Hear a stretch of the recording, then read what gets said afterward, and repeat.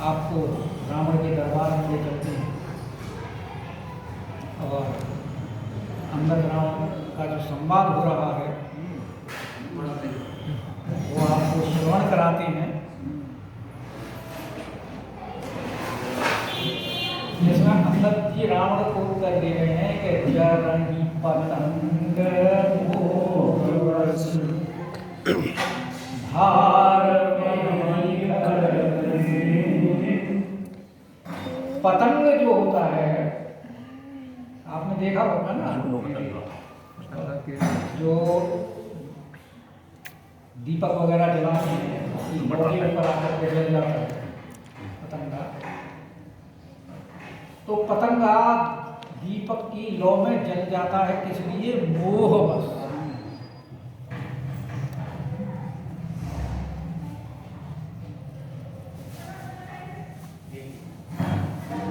उसका और कोई कारण नहीं होता।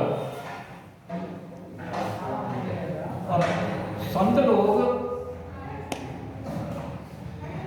कहते हैं कि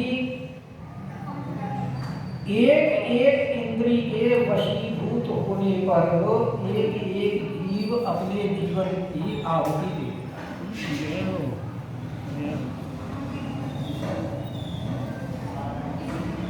क्योंकि जो हमारी इंद्रियां 5 हैं वो अपने अपने विषयों में जब अनुरक्त हो जाती हैं, जैसे त्वचा का विषय है स्पर्श, तो हाथी पकड़ने वाले एक हथनी को बांध करके चारों तरफ खाई खोद देते हैं, उसको हाथों से ढक देते हैं, और वो उसके स्पर्श करने के लिए जब वहां हथनी के जाता है तो खड्डे में गिर जाता है और बाद में फिर उसको बांध देते हैं। और तेज यानी रूप का जो है ये पतंग है जीवन। हमारी जो नेत्रेंद्रियां हैं वो भी रूप के दर्शन में आसक्त रहती हैं। तो ये इस रूप दर्शन में उस पतंग जो है वो ज्वाला के समीप जा करके नष्ट हो जाता है। हिरण, उसको बड़ी सुंदर मधुर ध्वनि सुनाई जाती है संगीत की, और वो उसमें मग्न होकर के संगीत वाले के पास जा करके वहाँ श्रवण करता है और वहाँ बंधन में फंस जाता है। ऐसे ही भंवरा जो होता है उसके अंदर इतनी शक्ति होती है कि वो काठ में भी छिद्र कर देता है, लेकिन कमल की सुगंध में वो फंस करके वहां उसमें बैठ जाता है। और शाम को जब सूर्यास्त होता है तो कमल भी बंद हो जाता है। भंवरा सोचता है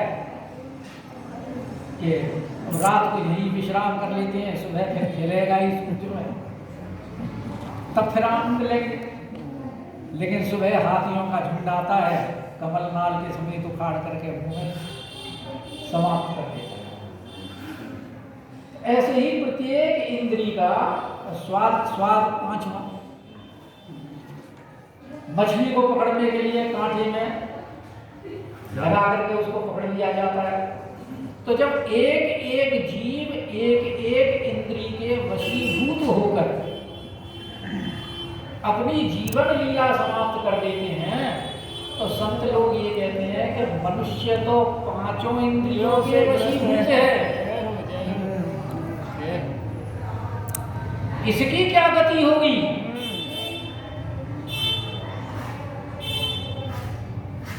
इसलिए संत लोग कहते हैं कि भाई अपनी इंद्रियों को बाह्य जगत में विचरण मत करने दो,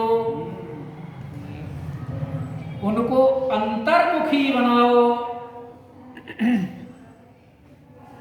क्योंकि विषयों से उपरत करना है। और विषयों से उपरत कब होंगी? जब उनको विषयों से हटाओ।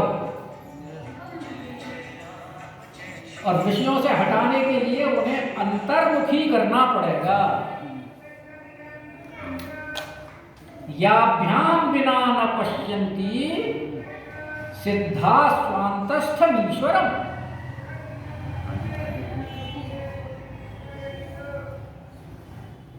इसलिए योग शास्त्र ये कहता है कि तदा दृष्टु है स्वरूपे अवस्थानम।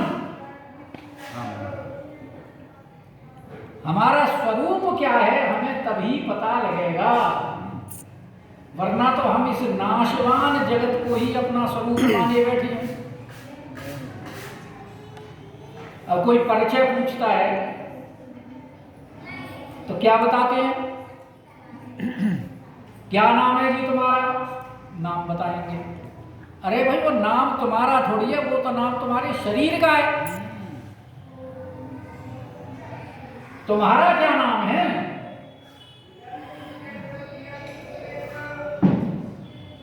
समझ लो, शरीर और तुम तो अलग हो, क्योंकि शरीर तुम्हारा, तो तुम तो नहीं हो। जब तुम्हारा शरीर है तो तुम तो और हुए, शरीर अलग है।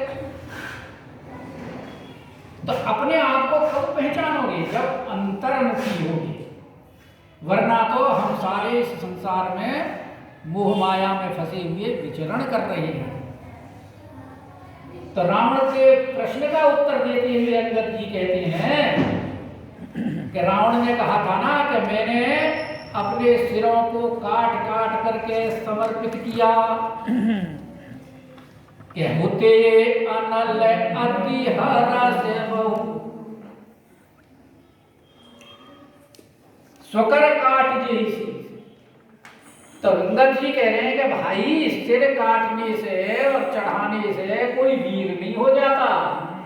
अगर ऐसी बात होती तो तूने तो सिर्फ अपना सिर काट करके चढ़ाया है, और पतंग तो पूरा शरीर ही जला लेता है अपना।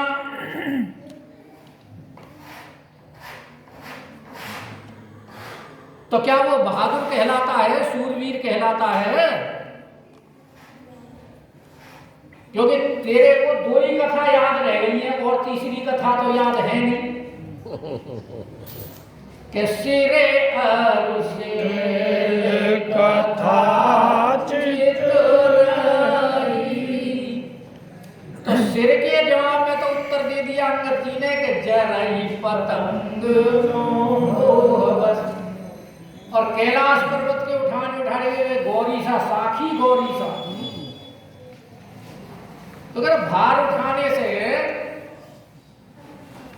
बहादुर नहीं होता, तो गधा तो बहुत भार उठाता है कि भार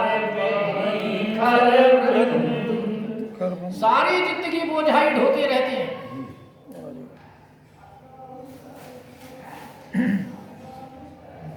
संत लोग तो विद्वानों को भी यही कहते हैं कि अगर विद्वान होकर के बहुत सारे ग्रंथ पढ़ने के बाद भी और भगवान का भजन नहीं किया और अपने आचरणों में सुधार नहीं किया,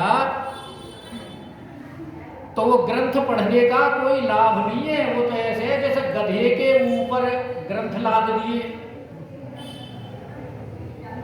उन ज्ञानियों की तुलना संत लोग सिर्फ गधे से ही करते हैं। और अंगद जी कह रहे हैं कि तुम कैलाश उठाने को अपनी बहादुरी मान रहे हो, वो कोई बहादुरी नहीं है। गधा तो सारी जिंदगी बोझ ढोते हैं, तुमने तो एक दो बार ही उठाया होगा। तो तेरी सूर कहावनी और समझते को मति मन।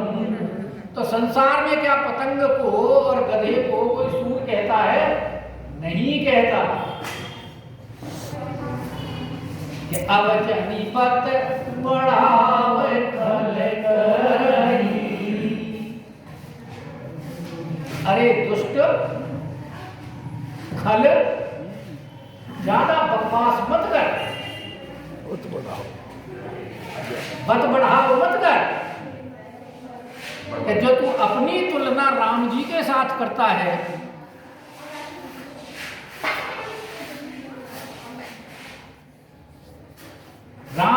तेरे में तो बहुत अंतर है। खल खद्योत दिनकर ही जैसा, जैसे जुगनू में और सूर्य में अंतर है, ऐसे ही तेरे अंदर है। इसलिए जब तू क्योंकि भगवान की बुराई और तू मेरे सामने ही कर रहा है, इसलिए रावण को खल कह रहा है, डांट फटकार लगा रहा है कि अब जनी बत बड़ाव खल करही, अरे सुन मम वचन माने परिहरही। जो तुझे अपने बल का घमंड है, इस अभिमान को त्याग करके मेरी बात सुन। क्योंकि अभिमानी व्यक्ति किसी की नसीहत स्वीकार नहीं करेगा।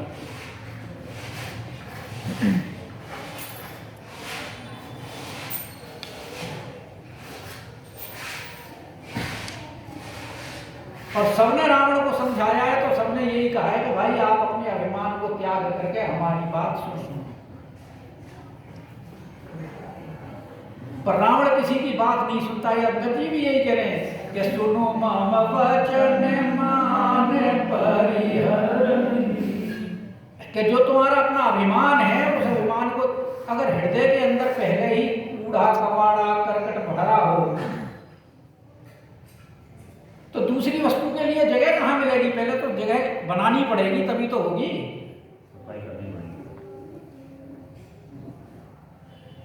वो एक महात्मा जी कहीं गए भिक्षा मांगने, माता ने दरवाजा खोला तो भिक्षा देखते हुए बोली कि महाराज जी कोई ज्ञान की बात बताओ। महाराज जी बोले कल बताएंगे।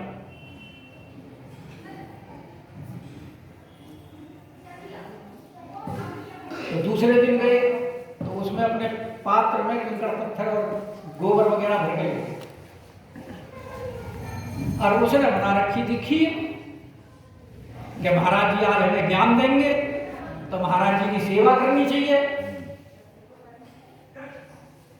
तो महाराज जी ने जब अलग लगाई, माता ने दरवाजा खोला, खीर का पात्र लेके आई, तो महाराज जी बोले डाल दे खप्पर। बोले महाराज पहले इस खप्पर को तो साफ करो, तभी तो खीर डालूंगी। यूं कि क्यों अब क्यों नहीं डालती? यूं कि खीर खराब हो जाएगी। तो महाराज जी बोले कि पहले जो तुम्हारे दिमाग में जो इधर उधर की जो भूसा भरा हुआ है उसे निकालोगे, तभी तो मैं कुछ ज्ञान का उपदेश दूंगा।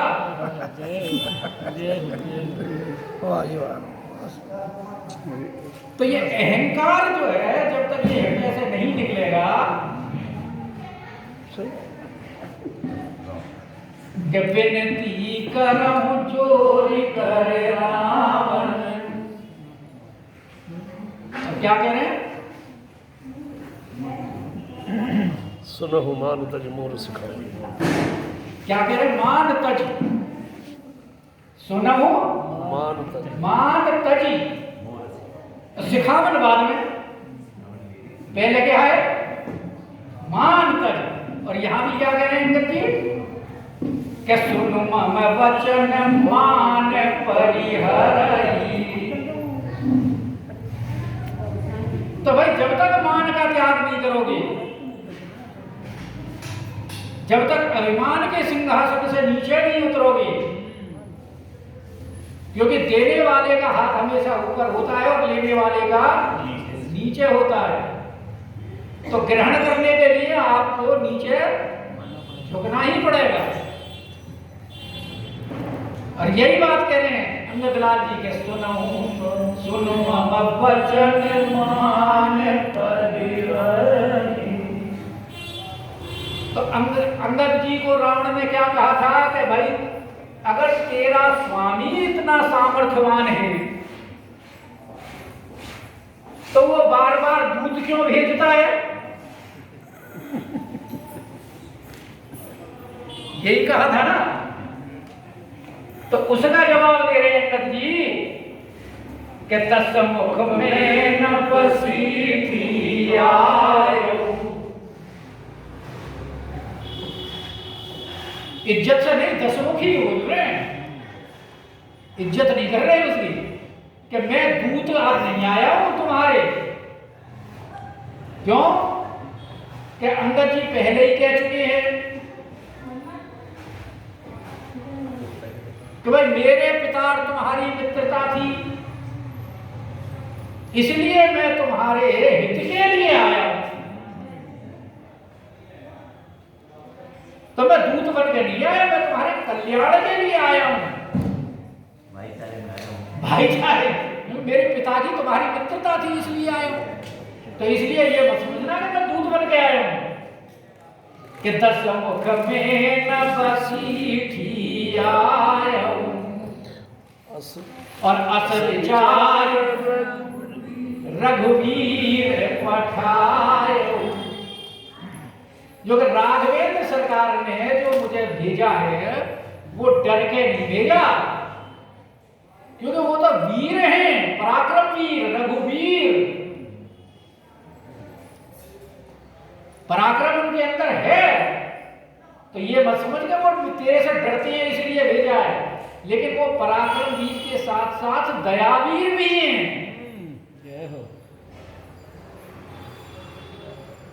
और क्योंकि तेरे ऊपर बहुत बड़ा तेरे से अपराध हो गया है, उनकी पत्नी का हरण कर लाया था,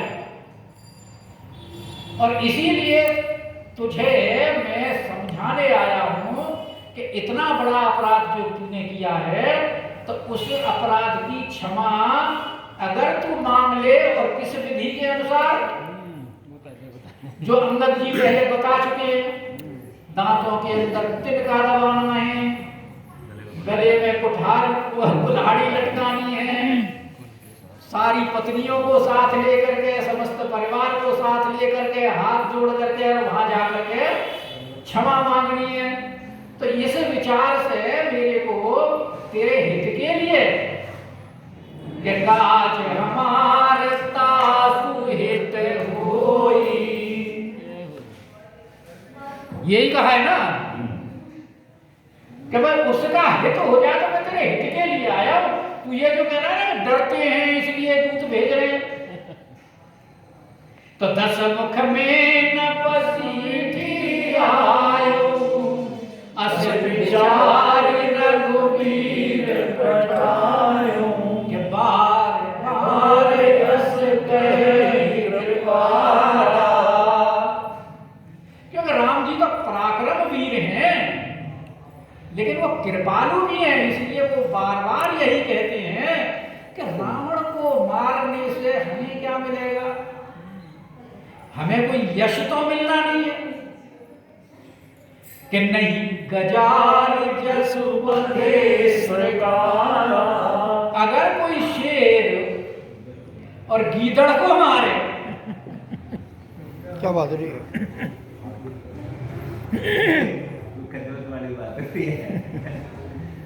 भाई उत्तर प्रत्युत्तर तो ऐसे ही होते हैं, बराबर की टक्कर तभी तो होती है। अंगद लाल जी कोई कम थोड़ी है किसी से, वो तो कहते हैं मैं तो तेरा मुंह तोड़ करके और सीता जी को ले जाऊं सामर्थ्य रखता हूं, आगे कहेंगे। हाँ इसी में ही कहेंगे कि बार बार अस कहि कृपाला और नहीं गजार जसु बधे सरकारा। और हनुमान नाटक में प्रसंग आता है जब रावण राम का युद्ध हो रहा था, तो राम जी के पूर्वज थे अनरण्य, उनका रावण ने वध किया था। तो राम जी कहते हैं कि देखो युद्ध में दो लड़के हैं तो एक की हार होती है, युद्ध में कोई मारा गया तो उसमें कोई बड़ी बात नहीं, लेकिन मुझे तो दुख इस बात का है कि सहस्रबाहु ने तुझे बांध करके अपने यहां रखा और बच्चे तेरे साथ खेलते थे लात मार करके, और तेरे को झूठा खाने को देते थे, घुड़साले में बांध रखा था। अब फिर तुम्हारे जो पितामह थे उन्होंने जाकर के तुम्हें छुड़ाया, तो उन्होंने तुम्हें एक तरह से भीख में दिया। पुलस्त जी ऋषि तुमको भिक्षा में मांग करके लाए, और जो भिक्षा में आया हो उसे मार करके मैं क्या करूं?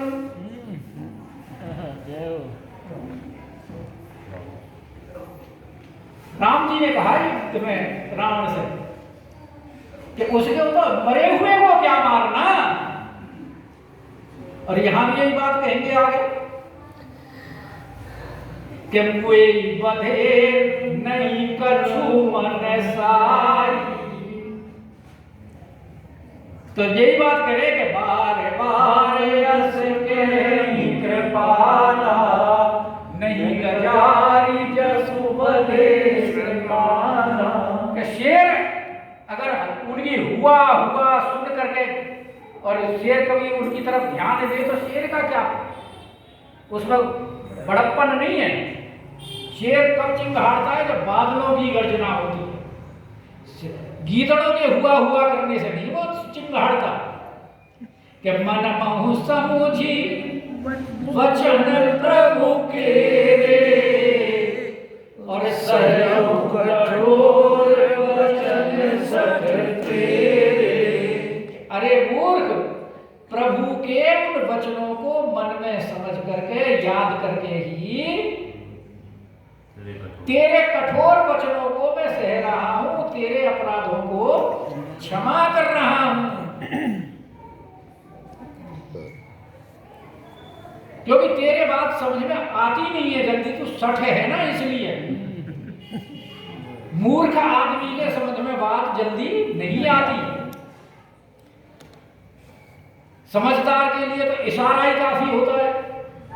तो तू समझदार तो है, बनता है ज्ञानी अपने आप को, है तो सठ। अगर मैं भगवान की बातों के ऊपर ध्यान नहीं दे रहा होता तो ना ही ते कर मुख भंजन तोरा, मैं तेरे मुंह को तोड़ करके और ले जाते उसी तही पर जोरा। मैं जानकी जी को जबरदस्ती ले जाता, इतनी सामर्थ्य है मेरे अंदर, कमजोर मत समझना। कि जाने तब बोले अधम सुरारी, और मैं तेरे बल को भी जानता हूं, तू कितना बलवान। अंदर जी कह रहे मेरे अंदर तो इतनी ताकत है कि मैं तेरे को ले जाता, जानकी तेरे मुंह को तोड़ करके जानकी जी को ले जाता। जैसे हनुमान जी ने भी कहा था किष्किंधा कांड के अंत में, जाम्बवंती जी ने जब कहा कि तुम्हारा तो अवतार ही राम जी के कार्य के लिए हुआ है, तो हनुमान जी बोले तो बताओ क्या करना है।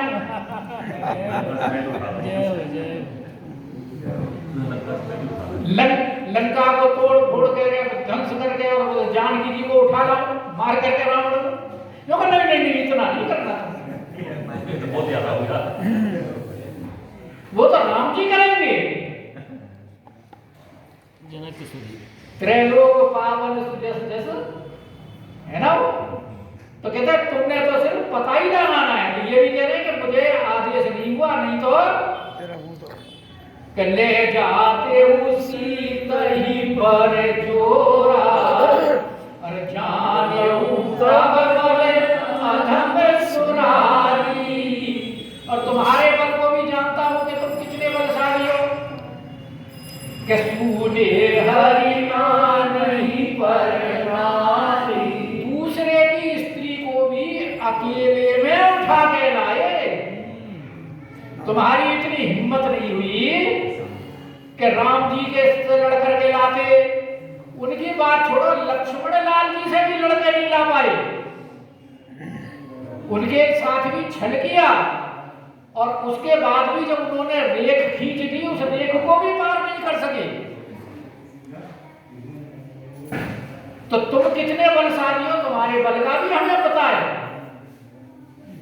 जानकी जी ने यही तो उदाहरण दिया था, सठ सूने हरियाणे कोई, अरे अधम निरंज लाज नहीं तोई।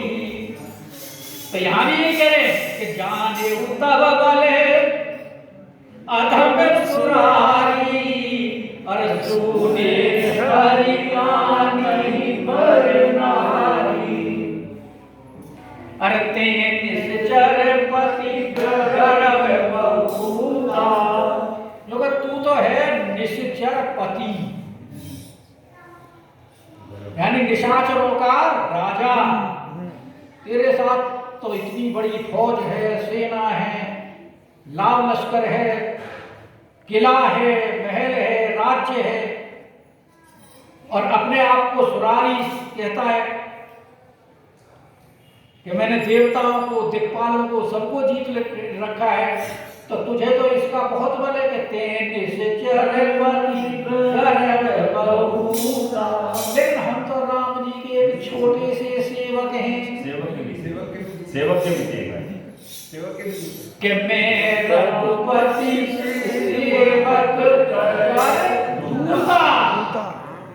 सेवक राम जी के सेवक कौन है? सुग्रीव जी। और हनुमान जी कौन है? उनके मंत्री। और अंगद जी अब दूत बन करके यहाँ आए हैं। तब मैं रघुपति सेवक कर दूंगा, लेकिन फिर भी अगर मैं जो न राम अपमान नहीं करूं, तो ही देखत अस को दुख करूं। लेकिन मुझे श्री रामचंद्र जी के अपमान का डर है, क्योंकि अगर उनका मुझे डर नहीं होता, उनकी जो प्रतिज्ञा है कि निश्चर ही न करूं वही, तो अगर मैं ये सारे काम कर दूं तो फिर उनकी प्रतिज्ञा का क्या होगा? इसलिए जो न राम अपमान नहीं डरूं, तो ही देखते अस को दुख। तो तेरे देखते देखते मैं तुझे अभी चेटक दिखा देता।